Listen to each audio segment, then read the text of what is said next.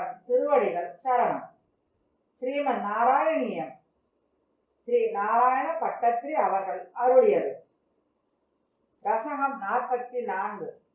நாமம் சூட்டுதல். ஸ்லோகம் 1.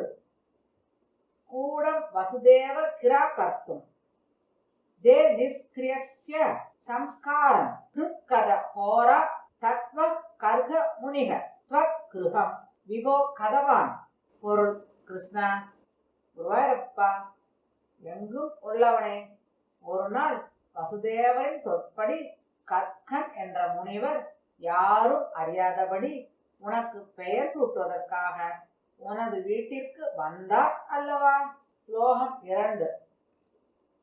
நந்த அத நந்தித ஆத்மா பிரதிஷ்டா